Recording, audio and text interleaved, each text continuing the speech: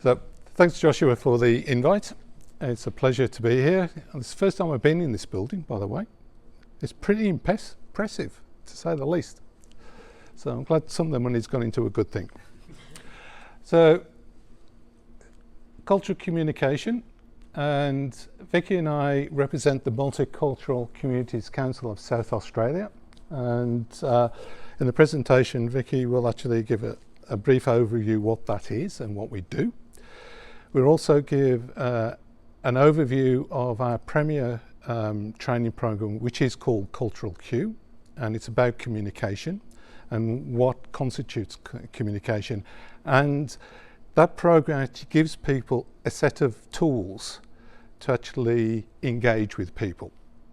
So it's not, you need to do X or Y. It's to give you tools to understand how communication occurs, and if it doesn't occur correctly, you can actually do reflective practice and understand why.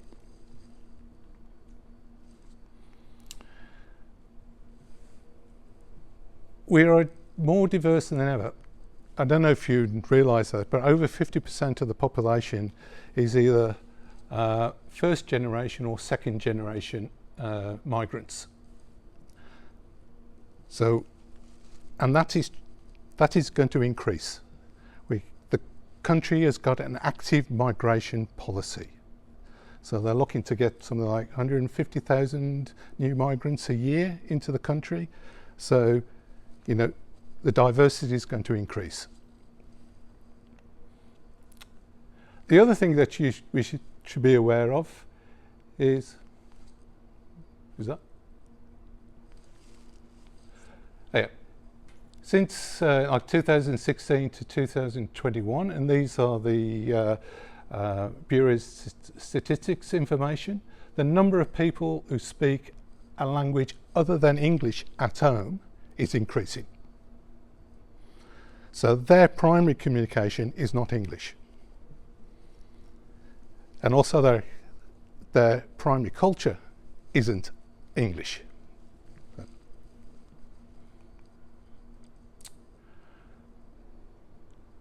So we thought we'd tell you a little bit about our migration experience. I'm a first generation migrant. I migrated 33 years ago. I migrated in a very privileged time. I got a job with the university. They sponsored me for a permanent residence. They helped me with the legal issues. They helped me with transport. They helped me with relocating. However, that was fine.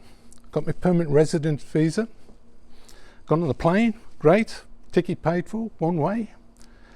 Got to Adelaide Airport, got through migration, support stopped. You walk out, you're into the country, you have to learn to live in a new society on your own. Now you're thinking, I come from England, so I don't really constitute cold. My wife is from Malaysia, and she's ethnically Indian. The only reason why we survived is because we moved into the Sikh community. And we got information from relatives and from the Gurdwara about what you should do. I didn't realise you had to go and get a Medicare card. I said, you need to go and get this. You need to get X. You need to do Y. You need to do Z. And without them, we would have been lost. The other thing I would say is that it was about 3 years that myself and my wife was in a state of disconnect. A brief example, I went to a bank, opened a bank account, and they say, nice one, Dr. Tivey, you've opened an account and there's no fees. I get my first bank statement, and these fees coming out. At that time, the state government charged you for putting money into your bank and taking money out. The bank didn't charge me fees, but they didn't tell me that the state government. So those are the sort of things that people can face. That's fairly trivial. but it is disconcerting. Now, Vicky's story is completely different. Absolutely. So I came to Australia nearly 8 years ago with my husband and 2 young children. I'm originally from Greece, and I had a relatively privileged migration journey, and I'll explain what I mean by that. I managed to secure a permanent visa within a year. However, because I received the wrong information, I didn't know that I could have done that all before coming here, and that would have saved me a very significant amount of money. And we are at a point in time that the number of temporary visa holders that we currently have in Australia is the highest that it has ever been. And I'm not sure if any of you have any experience with what you're allowed and not allowed to do when you're a temporary visa holder. Everybody here is a permanent resident or a citizen. So you may have had friends or back at the medical school that came here as international students. Pretty much you pay for everything under the sun, right? You don't have access to Medicare when you're on a temporary visa, other than some specific categories, or if you come from specific countries that are special agreements, that I believe it is the UK and New Zealand. About 11 special agreement countries. Yes, So. but in most instances, you can't even send your child to a public school for free, right? Per child, it's around $5,000 a year to go to the public school. So it's not easy at all. And what is the hardest bit is that, and I'll tell you how I felt, because I assumed by profession I'm a lawyer, and I'm a judicial graphologist. I did forensic handwriting analysis. I did the expert reports for the courts. I thought I was well educated. I had my master's. I thought it would be really easy for me. And my husband is a 4-time Olympian in alpine skiing and an alpine skiing coach. So we thought that in comparison, we're good people. Surely the country would want to have us. It wasn't easy. And we did have savings to go through this first period, obviously. I can't even imagine what other people go through that they don't have our privileges, and we both spoke the language. Obviously, you hear I've got an accent, I'll never lose it because I came here in my 30s. You cannot completely lose your accent above the age of 14, probably. For some people it happens earlier, for some people later. And I'll quickly mention that because you'll see that in the future in your patients. It's not because people are lazy, it's a combination of the muscles that are formed around the sounds your mother tongue makes and the development of your brain. So that becomes, I believe, in my instance, that was something that I was very self-conscious of, because as a professional and especially as a lawyer, I was used to speak and I knew how to speak well, but it's not the same when you don't speak in your mother tongue, right? So what I felt was that neither I could work because of the recognition of qualifications, different legal systems, and neither could my husband to begin with. So we went through a horrible turmoil financially, emotionally. We lost our identities, we lost our dignity. Certainly wasn't the experience we would have expected to. And we were very lucky that we had some extended family here that would provide some information support, and we quickly made our networks. We're both quite extroverted, which is, I guess, an advantage when you try to, get to know a new society, but you do not receive any sort of support of how the system works. So it is really, really hard to secure a job because everybody asks, oh, do you have any local experience?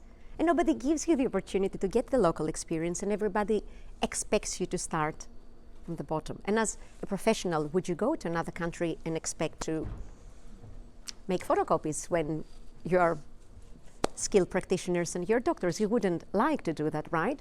But that's the reality migrants face, unfortunately, or most of them. So for me, the biggest shock health-wise is I come from a system that you can go straight to the specialist, right? If I need to see a specialist, take the phone. I have a lot of friends that are doctors. I'll call a friend of mine to find someone else, and that's it. I'll see the specialist on the same day, right?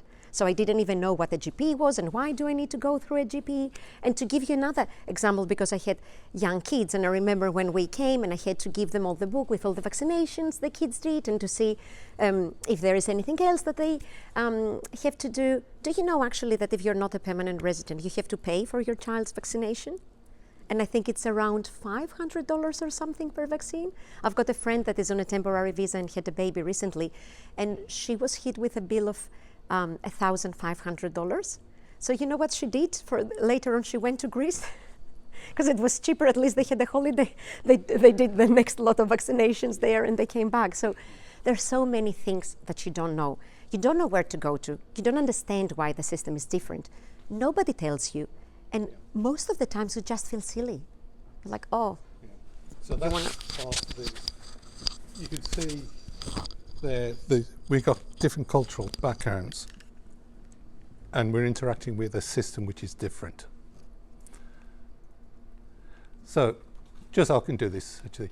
So the MCC has been in existence for 49 years and we primarily service the culturally and linguistically diverse communities in South Australia, and it's really to actually get those communities to live in a cohesive way and thrive in South Australia. We advocate for CULD, and we also advocate for people who support the CULD communities. So we got obviously our communities. How many communities we got? We've got the vast majority, more than 85% of the diverse population of South Australia being our members, which I think it gives you a very, very broad range. We've been supporting them throughout the consecutive migration waves, so we've got a very long history and we've built strong relationships of trust, because that's the important thing with the communities, you know, and that's the bit that it takes time to build. So many communities, and we're supporting quite a few individuals in providers. Before we started, we talked about talking to radiologists or radiographers and government, etc. So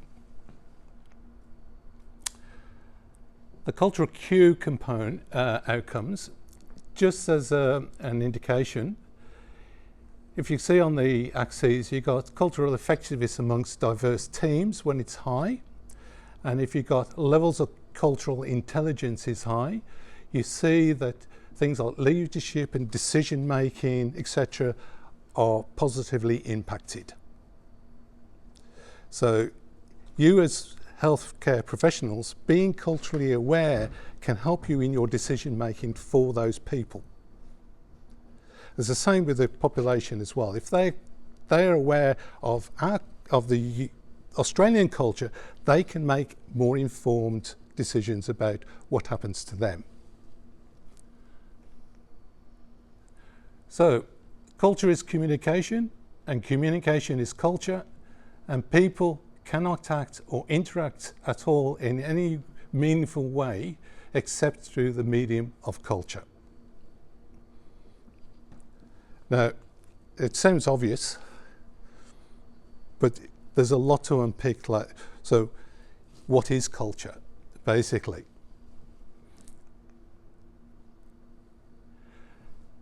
And you got this, some of the total ways of living to build into groups and transmit that information from one generation to the next. And then you've got somebody who's moved. You've broken that chain of events. And you've introduced something else through the side door. So your culture is going to adapt. It's a collective program in the mind which distinguishes the members from one category of people from another. So I came as an Englishman to Australia. Boy, did I have difficulty speaking to Aussies. I come from a country of perpetual sorriness. So everything that I've done, I'm sorry. So, you know, which wasn't the case with my colleagues. And it's a blueprint for societal survival, the cement that holds the fabric together, and it tells us how to be. So somebody coming in from overseas, they've got to learn all that quickly to tell them how to be in Australia and still maintain their own integrity. So what is culture? In actual fact, it could be summed, it's just the way we do things around here. You've all experienced culture, you know, medical school culture. Probably different to when you go out to do your internship. Different to when you go out onto specialist training.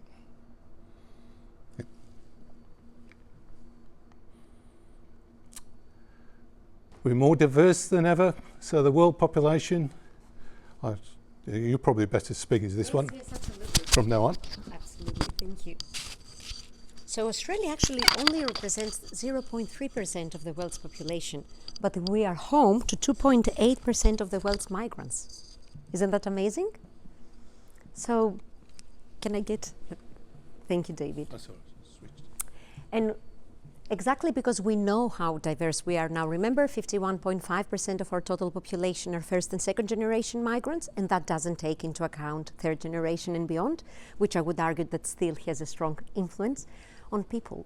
And we'll do a mini census now here with the audience we have, and we'll play a little game to understand that a bit better. So I want a show of hands of how many of you were born in Australia, of Anglo-Celtic parents, and where were your parents from? Yes, please. So my parents were from here, so my family immigrated from Denmark and Britain in 1860. Beautiful. Anybody else? Yeah. Mum from Adelaide, dad from Wollongong, New South Wales. Yeah. So Awesome. definitely here. Yeah. Yes. Granddad was from Manchester, I think. Grandma was from Mm-hmm. but yeah. Okay. Yep. Aussie for a few generations, yeah. Beautiful.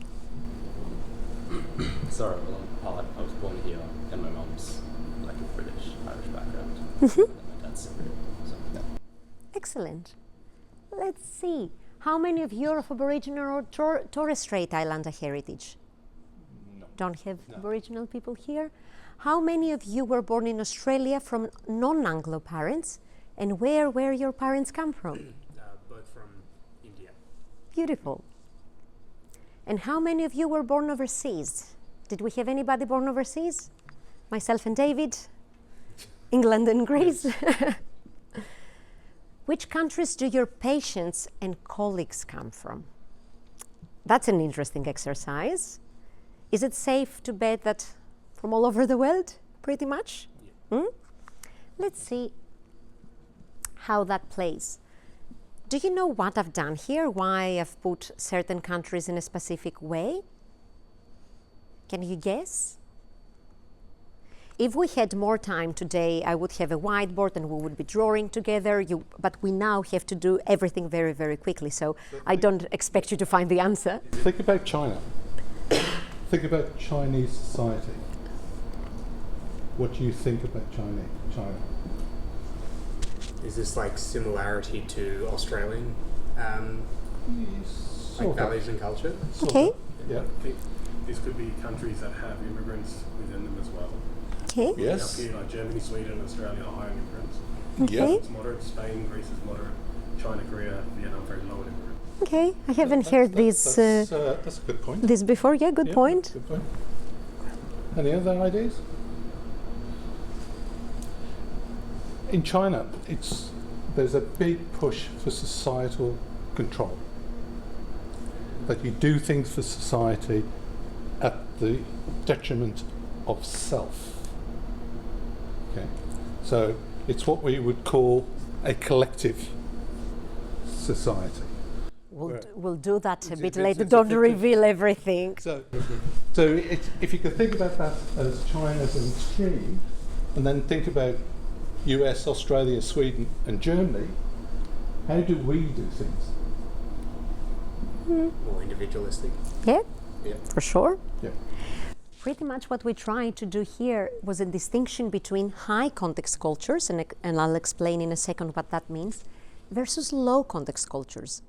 And I want to state that Aboriginal cultures are very much high context, where your respective organizational cultures, like the medical school culture, is very much low context. And what that means. In high context cultures, people have been living together for hundreds of years, and they know how things work, right?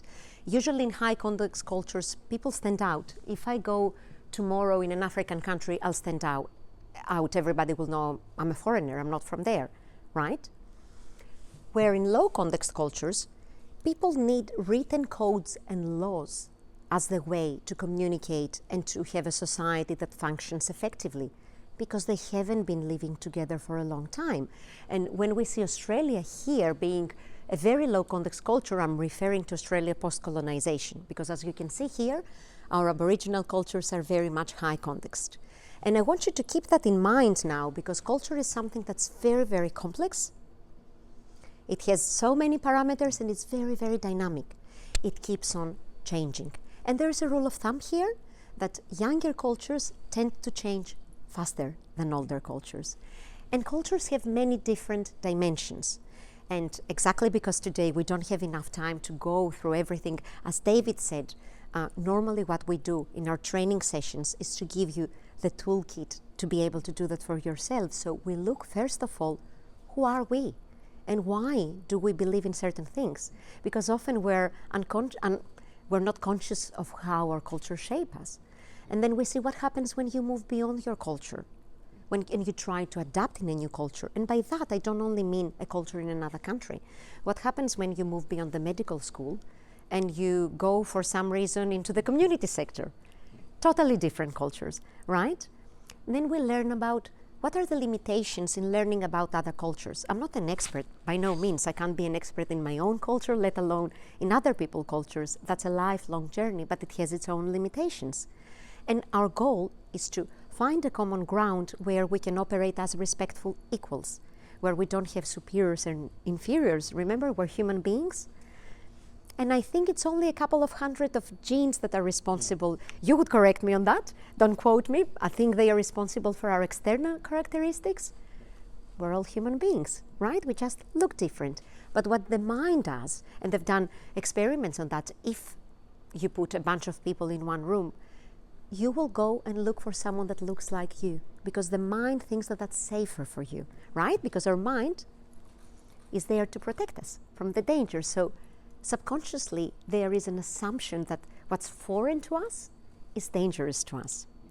But these assumptions in a society like ours, that it's at the moment the most diverse in the world, can be very, very detrimental.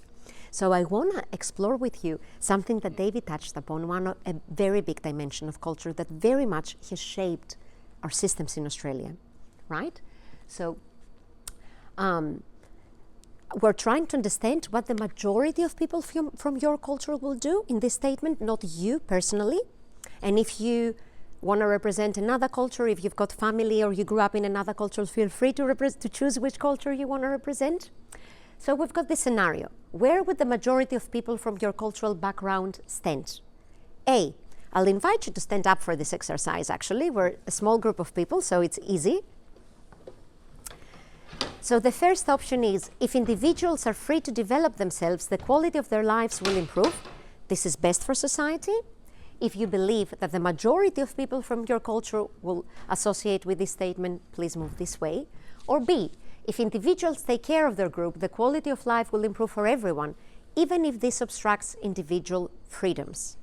Accordingly, move on the other side, if you can relate more to that. Not you personally, remember, majority of the people. Come on. Wait, is this our own culture or? Yes, your own culture, not you individually. Okay. Okay. Don't be a sheep, Yes.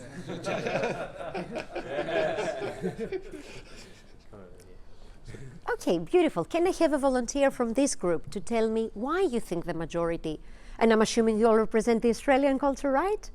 Yes? Why do you think that the majority of people would lean towards this statement? For me, the crux of it was actually opposing the final statement of B, which is obstructing individual freedoms. Okay. So, like, Australia's quite a free society that prioritises liberties amongst all else, like the right to protest and the right to vote and that sort of thing. So I feel like obstructing any of those would go against the Australian culture I've known to grow up and live in. So that's what made me step towards the A side. Beautiful. Anybody else that wants to comment anything? So it comes down to being self-made. This is Good point. America, of course, not so much in Europe or Australia, but being self-made is kind of important. In our culture, 18 and 21 are important birthdays. Why? It's because you leave the family. Those are not important birthdays to other countries. That's a very, very good point. Thank you. Very good point. Josh, why do you think that, which culture are you representing in this scenario now? Indian Beautiful. culture. Beautiful. and it's probably not like completely far to the side for this, but I'd say like the intergenerational structures are stronger, and like the rituals or the practices that you pass down are much stronger. So there's definitely more of a collective or group mentality with supporting each other across generations, I've found. Beautiful. And if you don't have the safety net, will you be able to survive in a society that functions more collectively? Will you have the systems in place to allow you to succeed as an individual without engaging the broader group? If you went completely on your own, I think it would be harder. However, if I think that if you move with an element of that support, there can be times where, like, because you have that support, you can excel more. Absolutely, absolutely. And remember, nothing is black and white, right? And we'll see what we try to unpack here. So we wanted to explore the value of individualism versus collectivism. Which is more important, the group or the individual? In individualist cultures, which statement A represented, people value self-reliance of people in their immediate family. Group ties tend to be weaker, versus collectivist cultures who value unquestioning loyalty in return for support from the broader group, and group ties tend to be stronger. And let's see where Australia sits in the world. So we are the second most individualist culture in the world after United States. Does that surprise you? No. Beautiful. Can anybody foresee how that is translated in our systems? And how that can be a barrier for people that come from the exact opposite? So let me show you again this. You see, I put a line here. This is Australia, and this is where our systems are built around these things that, take it to the healthcare system, right? You have to have the knowledge of the system to be able to function. You have to present, you have to self-advocate. And remember, self-advocacy comes naturally to people that are raised in Australia because that's something that kids learn at school. It's not necessarily the reality of what people experience in other countries. And remember, nothing is right or wrong. There are pros and cons both ways, and nothing is 100%. You can have collectivist and individualist societies, and vice versa. I'm trying to show to you, though, that we've got a system that is so rigidly towards the individualist side that it doesn't even make sense for people that came from England, as David has just explained. And see where our Mediterranean sit, that theoretically are a bit closer to this understanding. Did we manage to service appropriately our first migration waves? I would dare to say that we didn't. So if we fail to do that with people that technically were a bit closer to how we understand it, how are we going to service now these people on the other side that actually are the majority of our new migrants? They come from countries that are from highly collectivist societies. And collectivism and individualism is just one dimension of culture. There are many more dimensions of culture that we do not have the time to unpack today. I only wanted to give you a bit of an idea of how that is reflected in our healthcare system. What are the dangers of that? And for you as professionals, that you are bound by oath to appropriately service your patients, can you really do that? So how do you think that affects the conversation? I think I'd probably subconsciously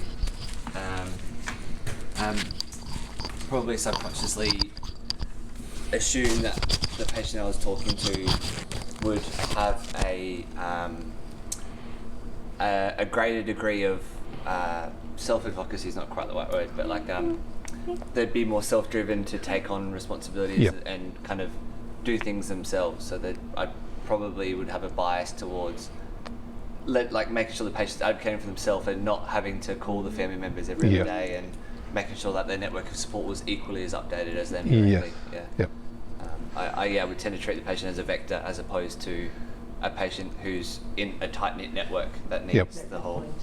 So the broader community needs, and in terms of the broader community, is their family, and that is because I know with my wife's family, you know, when my mother-in-law was sick, it was almost like a collective decision about what we should do, rather than, you know, my mother-in-law saying, oh, I'm going to have this treatment. She'd look to my sisters, my sister-in-laws and my wife and their brother, and say, well, what should I do? You know, so, and is this the best thing for us?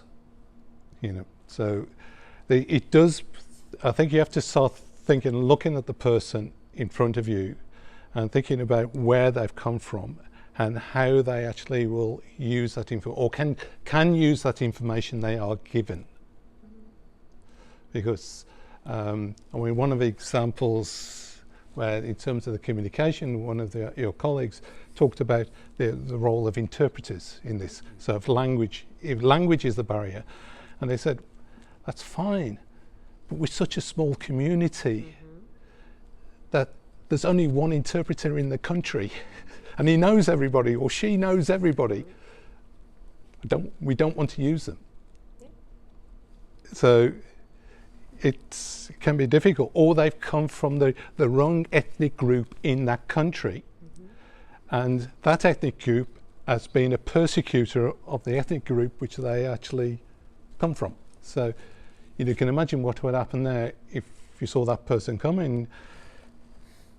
How are they going to talk? They're just going to. So there's a lot of subtleties in looking at where the people come from and understanding the culture that they've come from, to derive the language or the approach to the conversation which you have. Which may take, for you guys as clinicians, may be that you might have to run an extended consult rather than the 15-minute consult, because it's going to take longer to get the information you need, or to get the context that you need. And can you see the dangers in that, when you need to act quickly? The person in front of you doesn't even understand what you're talking about. Yeah. I appreciate that. I'll go closer to David. Can you see the implication on so many levels that you don't necessarily think of straight away? Yeah. Gender, power imbalances, family roles. There are so many things that are very, very different. And I would like to invite you to reflect on the fact that you will hold your own unconscious bias. It's inevitable.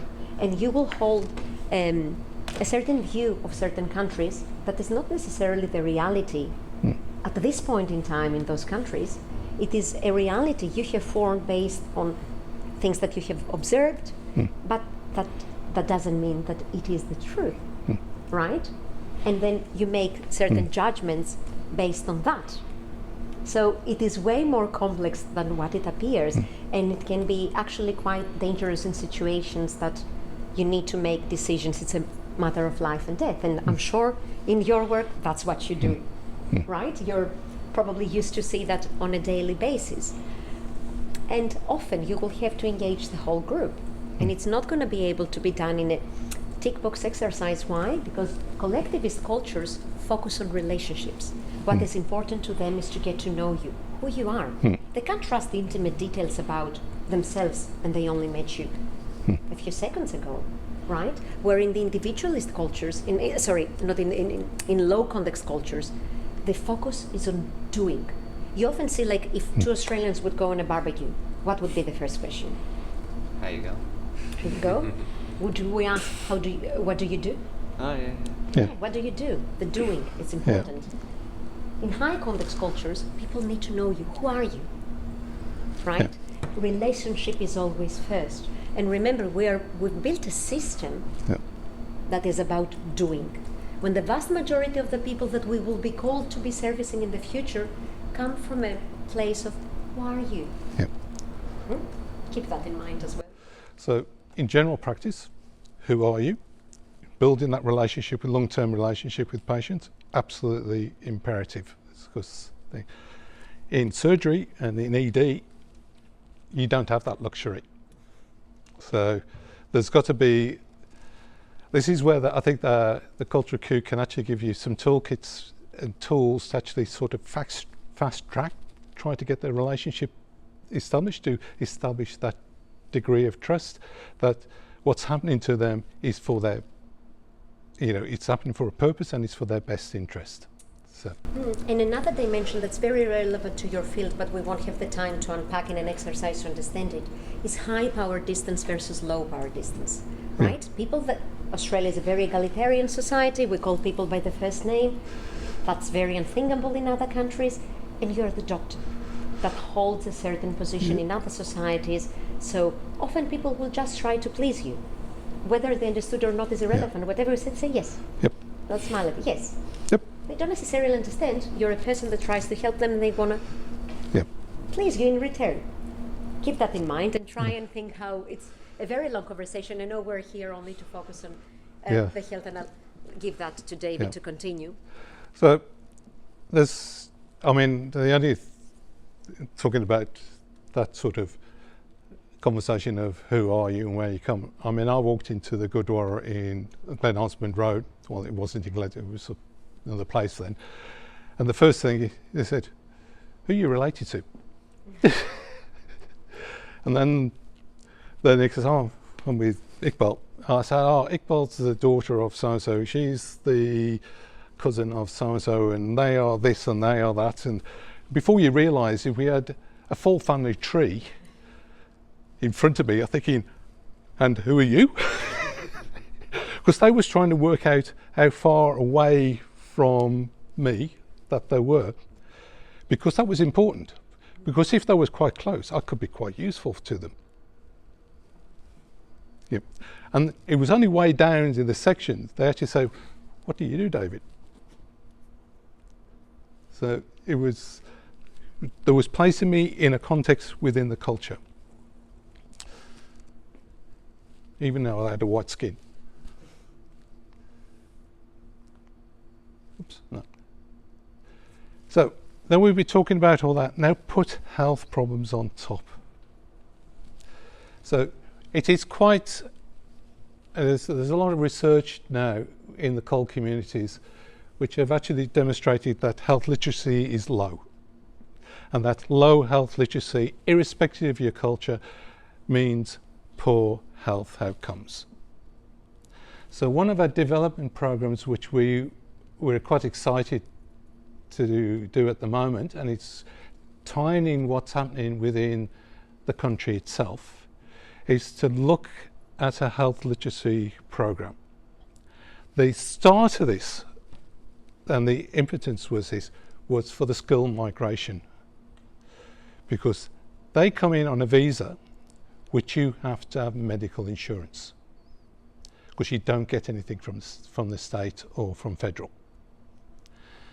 The problem with the medical insurance is that they end up, it's a tick box on your visa application, so they end up buying the cheapest, which means they get cover for virtually nothing.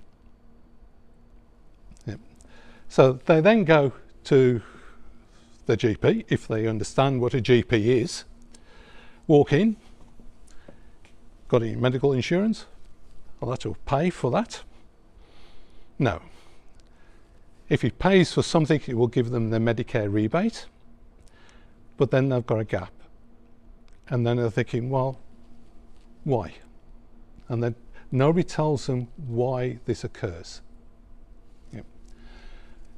So we're looking at putting a program together. Actually, we wanted to really target the public health networks on this, but I think it's applicable to all aspects of society. And it's a program which is in development. It's going to work with both the CUL communities and the professionals, the healthcare professionals. And we're going to do co-design workshops where we're looking at what information do you really need at an early stage in your life in Australia to navigate the Australian health system, so that you can better advocate for yourself to get the care that you need.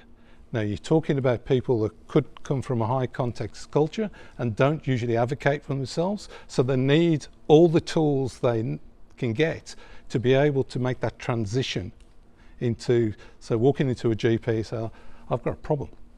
You know, it could be as simple of being how to describe a symptom.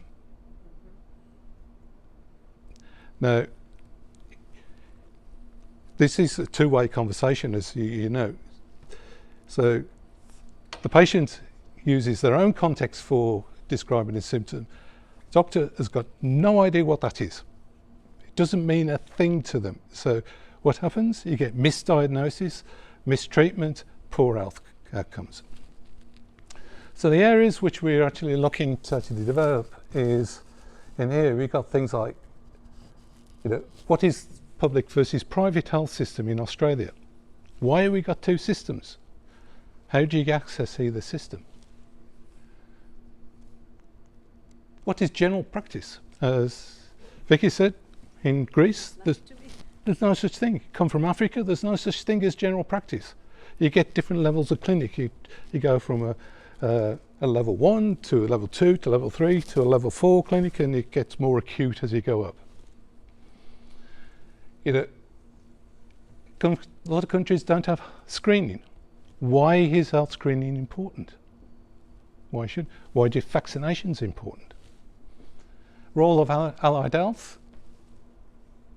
People don't know. I mean, talk to some people at the MCCSA. What is allied health? Oh, it's a physiotherapist. Oh, speech pathology. They don't know about it. The role of a community pharmacy. What can the pharmacist do for you? Where it's a different system in a different country. One thing that people also misunderstand, they don't know how to get from a general practice through to a specialist care. They don't realise that, if you go into a general practitioner, somebody suggests, you need to go and see a specialist, or find somebody. How many people realise they can make a choice at that point? I don't want to go to see that person. I want to go to see somebody else. And importantly, who pays for what? And what are you up for? As Vicky said right at the start, $5,000 is a typical fee that these people could face. And maybe in a situation they can't afford it. What I'm going to ask you now, as a group of here, have we missed anything? Is there anything in there which you think we have missed, which needs to be added in terms of literacy about the health system? I think an important thing would be, and we've talked about this a bit in our research, is need for follow-up, or after discharge from hospital or from a health service, the importance of maintaining the plan, following back up to make sure that nothing was missed, and re-engagement at a later date. That's a really good. So what happens after your specialist care? Yeah, or just any of these care when you need like a time separated period, and then you need some sort of follow-up. I think that would be an important thing to communicate. I guess working in harmony with that point is the idea that it's shouldn't be, but it is a very dependent in self-advocacy. Like, so we discharge you from hospital, there's actually quite a degree of shouldn't be, but there ends up being quite a degree of like honest and responsibility on you to be aware of the plan, have the letter, make sure you go to a GP, and similarly like when your GP's done, like actually having your own health agency and health literacy yourself, and carrying all the records with you where you can. I think that's probably a big part that ties that whole thing. Yes. Is being a proponent for your own health. Yeah, and actually it's important to keep your own records. And this is actually, the example is with Iqbal, my wife, and her mother. Iqbal kept a full, and she was a midwife, so she's anal on this. Yeah, very basic, So she had this particular record. So the ambulance had come. It said, "Oh, by the way, this is a list of Mom's medications. This is the last time she saw the endocrinologist. This is that. This is that." Makes a huge difference. And the look of pleasure on the paramedic, and then you get into the ED. So yes, there was you was far in advance. Before they even had to think about asking the question, they had all this information come in. So that's a good point. That keeping your own records and keeping them in a way which you're willing to share with people. Yeah. Can you see how that's difficult for people that don't even speak the language? They say, oh, they gave me this paper, I threw it away. Yeah, yeah. It means nothing to them, you know. Yeah. Or I have it, but I don't know how to use it. I don't even know where I put it. I don't understand that's something that I have to show it to someone. The fact that, you know, then going back to your GP and say, well, did you receive the discharge letter?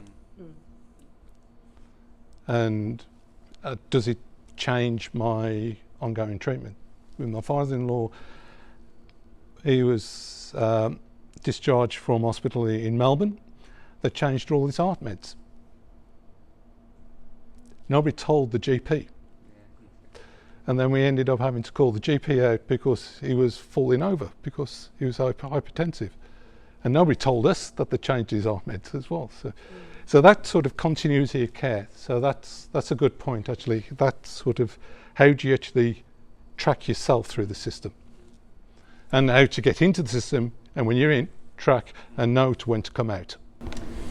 But do you see how it's all your responsibility in a way? Yeah. And how, unless you have the knowledge of the system, it becomes a real struggle. And I'm reflecting now, listening to this conversation. God, there's so much I don't know. And I've been here for enough time, and I'm well educated. I speak the language, understand. Thankfully, I've been of good health, so touch wood, I haven't needed it. But often I've been reflecting on that. If something serious happens to me, what will I do? I'll probably go to Greece because I'm like, I know at least how to work it out there. Yep. So one of the things I've found with poor health literacy, that people don't engage with general practice. Things escalate, they end up as in emergency presentations. So things are a lot worse, a lot more expensive for the system. So, and a lot worse for the individual. So the program is to construct a series of culturally appropriate information which can be used by both the medical profession and allied health profession and individuals to guide them through the health system. Do you think it's needed? Hell yeah, definitely. Yeah. So apart from that sort of the follow-up and is there anything else that we're missing?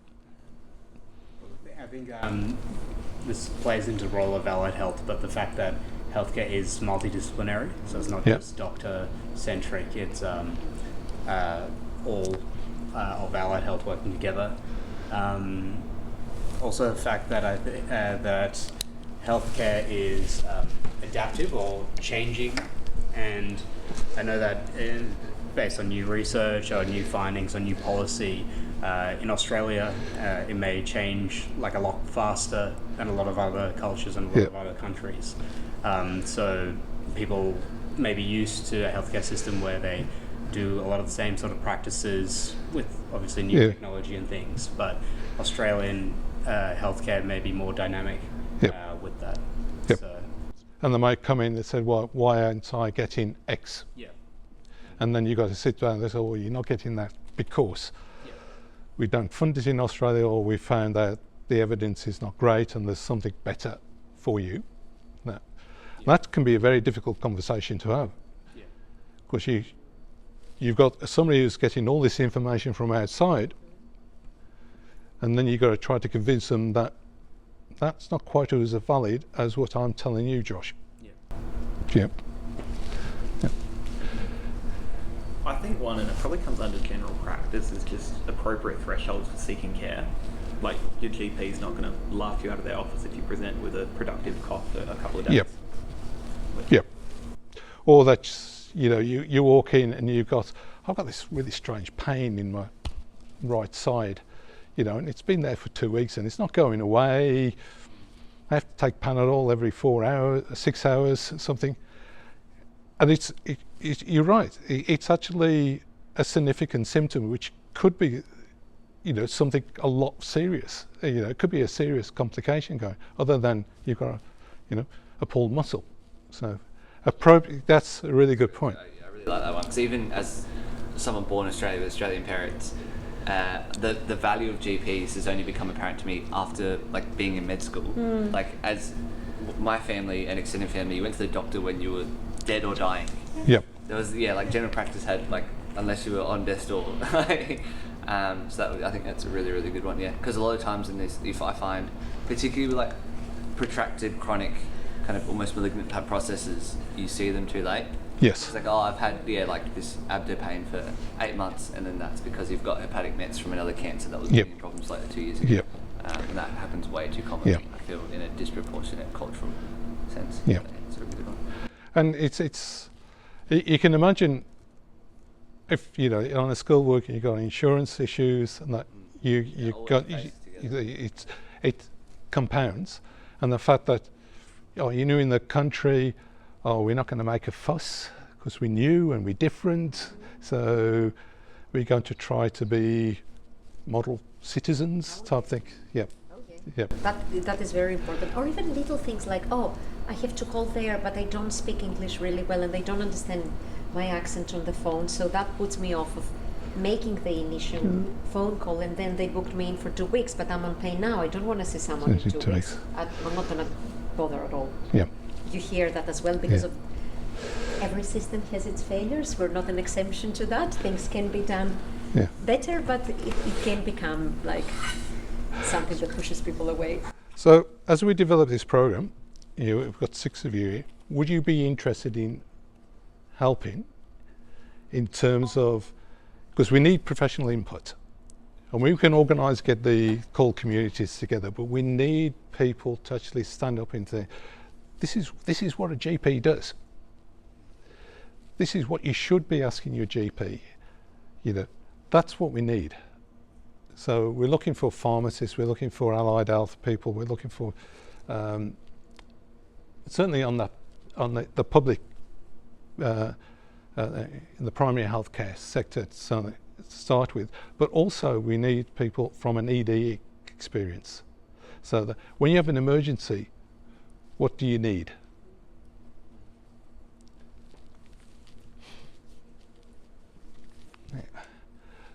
The other exciting thing we're doing, we've actually created an Engage program.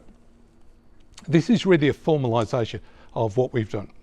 So as we said earlier, we've actually conducted research with the 3 universities in South Australia.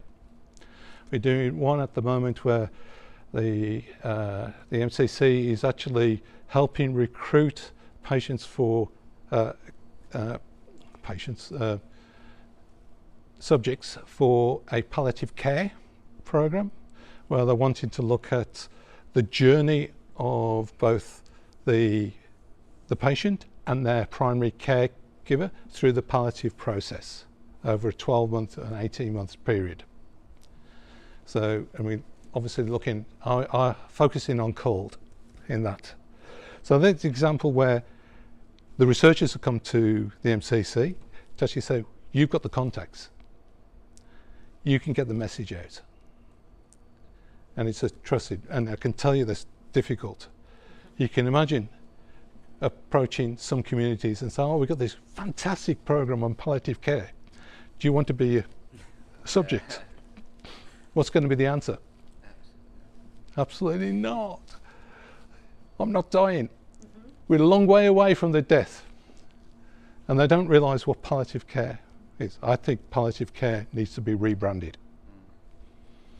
But it's really looking at I think they're looking at is the model of care. Is it a trajectory model, or you're looking at a focused short-term end-of-life care? That's just one example. When you're writing programs, particularly looking at Josh and stuff, if you're writing grant applications, think of us, particularly if you need that outreach. Not only we can actually help you design that engagement, but we can also help you implement outcomes. So we can be the conduit to get information back to community. Rather than, it's great having all the academic papers and that, it's all very good, but at the end of the day, you've got to impact patients, and the only way you get that is by talking to patients and talking to community. So we can be the conduit to actually talk to community. It's an exciting prospect. And as I said, I think we was talking earlier, for a long time we were an afterthought. All right, we've got an NHIC. Oh, we need community engagement. Oh, shit. Oh, we need an implementation program. Oh, bugger. So we can actually be involved at the early stage, and we can actually give a lot of assistance in. We won't write the grant for you, but we say, this is what we can do, this is how we can work, this is what's going to cost. So it gets realistic amounts into the budget, so when you get the grant, it can be done. Vali, any questions? Oh, how are we doing for time? I was on your website just a little bit before the session. Do you have some kind of, not database, but even just a page on active research you have, active projects, anything like that? We are actually rebranding our website, so the new one will be available in November. I can't tell you off the top of my head whether they have included that or not, but if we haven't, that's a great suggestion. Yeah, because I think we need to actually say that aside from that we can do this, is that we need a track record. Yeah, a good advertisement to show what you're capable of. And who we've linked with, what the project is, how successful it has been. I believe it will be part of the new website. I think an example of implementation, the MCC actually did Engage, the aged care program. Which one you're referring to? The aged care program, which they did, where they're putting cold people together with aged care program components. The Encompass? Encompass. To try help people navigate the age. So let's say you're someone of a diverse background at an age where you need to access a package. People are not aware of that at all because they assume that that's the responsibility of the family, or I don't disclose vulnerability, or I have no idea. So we became the link to help people access my aged care. And it has been so well received because that's something that people need, and especially our communities that are aging now, that were part of the first migration waves. Many of them never learned how to speak English, or they know how to speak conversational English. And sadly, most of our systems are hard enough for people that are fluent, let alone for someone that's. I don't know if they'll have as well, like the navigation of systems, or the transfer of hospital documents that obviously disproportionately affects coloured populations, but by no means, Brandon's story as well, like affects all Australians to some extent. So, is there scope for your organisation to? I suppose you risk like losing that, like where it's coloured specific, but these lessons, these programs are applicable to all patients of Australian hospitals, really. Yes. And so by funding that research, then you're funding. So outcomes can go beyond what we are looking at. It's like with the health literacy, we're focusing on new migrants, skilled workers migrants, because it's a defined group of people, so you can actually do some development. But I think that those resources, with a bit of tweaking, will be generally applicable. So how do you market that? It's how you, the like to say that our work's worth funding because it's So that's, and like with the Encompass program, that's actually being fully absorbed into the My Aged Care program now. So, so that's an indication of how the work that the MCC did in developing those resources and using, the communities and getting them evaluated, so they're all externally evaluated. So it comes down to a point that we have delivered. Right. So that was a MCC initiative initially, but I mean, the palliative care is a University of Adelaide initiative. I think at the end, if we can get some good results out of that, it will come back to the MCC to actually implement that into the CUL community. Exactly.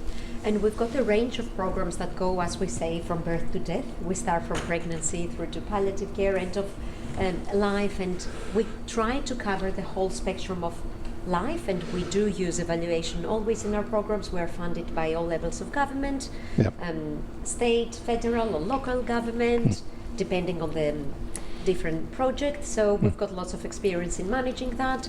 We develop resources with the communities that are fed back into the system to make our systems better and more accessible for people, but of course it helps the general population, because that was a really good point. You realize that it's not just people of a diverse background that struggle with that. Everybody in a way struggles with that. Why? Because remember when we had the ARC, we've built a system that's so heavily it is relying on all the rules and all the policies, and then it gets really, really complicated into the finest detail. There's a process and procedure that to the layperson means nothing. And unless you're part of the system makes no sense to you. Case in point is SA Health's website. Oh, isn't it nice? Yeah. There's a lot of information on there, but Where is it? where is it? And try to think of it from the layperson's point of view. Outside of your work, do you ever go and check government websites? Does that ever done that for fun? Unless you look for something in particular that you know that you can access it there, and it is amazing that the information is publicly available to you, Yeah. but people don't know what they don't know. Yeah. And these people that have no understanding of the system do not even know what the different departments are and what sort of information they have available. So you need to take a step back and try and think like, okay, imagine yourself in a new country, in a country that you may not even speak the language. What do you do? It's quite depressing, and try to link that to the adverse health outcomes that has later on. And there is a lot of research on that around your mental health and how then poor mental health influences your physical health and vice versa. It's all interlinked. Yeah. And how that influences your broader family and the general society, right? Yep. We are interconnected, whether we like it or not. So that's about us for today. I just have one more. Go ahead. I guess one statement and one question. The statement was, we learnt recently at our Indigenous Cultural Communication seminar that like a lot of the, not to stereotype, but a lot of the First Nations people, one of the things they really want up front is like more information about you as a person, as the doctor, like talk about your family first. And that struck me as weird, because I was like, I couldn't give two rats if my doctor has 2 kids and a dog. Like as long as he's a good doctor, I want that. And now I know it's because it's a higher context cultural. So that was really cool. So they want to know where you are they want to know in the about me, system. So they can trust me. Yeah. That was really Exactly. It's around So- trust. Just imagine if they've got to come in with their kids and you don't have children. Yeah. Hard for them to. So it's thinking, believe well, it, how yeah. does he know Yeah. about kids? He doesn't have children himself. And so I guess on that train of thought, and I guess you alluded to it a little bit earlier, but is there any? Do you know mental health? Just taking almost migrants out of the equation. Mental health rates, do they differ between higher context cultures versus kind of more individualistic? That's a good. Can I tell you something that's quite sad? I'm working at a program at the moment that's called Community Connections Program, right? That tries to assist people that are a bit isolated and they need a bit of support to re-engage with their groups. And I was trying to explain that to my friends when I went to Greece for holidays, and people were, why would you need that? You know, the sense of community is way stronger to the extent that people cannot even think about an that you would need to isolated go person, to a service to receive support. Social services do not exist in other countries because that is the role of the family and the community. And the reason why I'm mentioning that to answer your question is that, what are you measuring? Yeah. You know what I'm trying to say? Yeah. You need to have, if you want to have a conclusion that's solid, you need to make sure that you're measuring the same thing, and it means something else to another country. Yeah. So it's hard. And again, what is mental health? Yeah. In some languages you don't even have the word. It means nothing. You don't. The word depression doesn't translate into anything. You have to describe physical feelings, how that affects your body, and there is huge stigma. Yeah. So it's very hard to measure. And yes, you may look for research, and you will see that maybe, I'm not suggesting it is, that the rates will appear lower, but that's not necessarily the reality. Yeah. It may be because Because people do don't. not self-disclose. Yeah. Also, look at Australia in the 1940s and 50s and 60s, and you'll notice it didn't exist here either because of the stigma, Yeah. and because we didn't have a word for it either. You're right, it was a feeling. It's like walking off. Yep. Do something physical to get rid of something mental. Yep. But yeah, Australia has developed a culture for mental health Yeah. now. Yeah. We can actually just do a study looking at ourselves 50 years ago. You go, Yeah. oh, yes, we're very similar to some countries as they are now. But you're right, as the community thing, Australia did have a community before the Second World War. It was very British-based. Yeah. After the Second World War, we inherited the American system. Yep. And then diverted. Yep. Yeah. And that can be problematic, I think. In what sense I'm suggesting that it is problematic? Because you try to apply what you think works for your system, but it makes no sense to anybody else. Yeah. And try and think, you have to be strategic. Who's coming in this country nowadays? All the information is publicly available. If you go to census, very hard to unpack, I appreciate that, but we can help you with that. What do you need to anticipate? Who are the people that will be aging in the next decades? And they will be needing more intensive support from the healthcare system than what they do when they're younger. Yeah. How are you going to cater for them? If it was hard enough for the system to cope for people that were technically a bit closer to what we do. So that's a piece of research that I believe is really, really important, because that will save millions in the system. Yeah. Do you find any refusal of care based on cultural, religious, or sometimes a combination of you and the health provider, maybe a mismatch in their culture for that particular type of care? I know in some cultures, unmarried women can only visit female doctors. Yeah. I guess this is where cultural intelligence comes in place, right? You need to be aware of those nuances, and that's something that if the doctor is aware of at the beginning, that's not an issue. You can see a doctor of the same gender, right? I find that what becomes usually problematic is sides have different assumptions and different understandings, and they believe that they agreed on something when they haven't agreed. So the patient doesn't receive the information they need, and the doctor, on the other hand, believes that I did my job, success. Yep. And nobody has any bad intentions, it's just a miscommunication. Yep. Have you done any research on factors kind of within a cultural group that may improve or inhibit health outcomes? You mentioned previously that you believe being a bit extroverted may have helped you on moving. Have you looked into anything like that? I believe from what I've read, which I think it's fascinating, but they find that there are poorer health outcomes for people when the first years that they move into a country, exactly because they're not aware of the system, they're not going to seek the immediate help, things will escalate, and I believe that a huge contributing factor to that would be the mental health that is certainly challenged. So we haven't done it directly. I think that's something when we do the health literacy, I think that's what we should actually be interrogating as well, because not only we should be asking about, what you need to know, we should be saying, what is your experience, and has the lack of information been worse for you? The outcomes have been worse, because that would be really useful information. And powerful for actually making policy changes and etc. So, because that's where we need to change at the end. You need to change systems, which we're not going to change overnight, but that's what we need to do. So, well, I was just thinking along the lines of, if you've got people from similar cultural background that move to Australia in a similar wave, some will obviously have better health outcomes, some won't. And if there's any causal factors behind that, that's potentially something you could target. Yeah.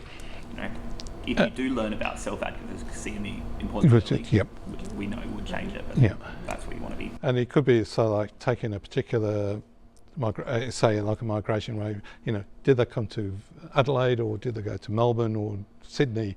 And, the structures in each city will be different, and the receiving community will be different. So was there something about those communities which helped? That would actually be really informative, because that could then tell us that when we get a new wave of migrants, we need to provide X. And it's almost like an information pack when you actually walk through the immigration thing.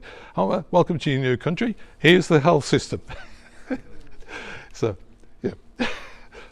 so which didn't happen for me. So, but okay. It was a pleasure speaking to you guys. Thank you. We really appreciate it. Yeah.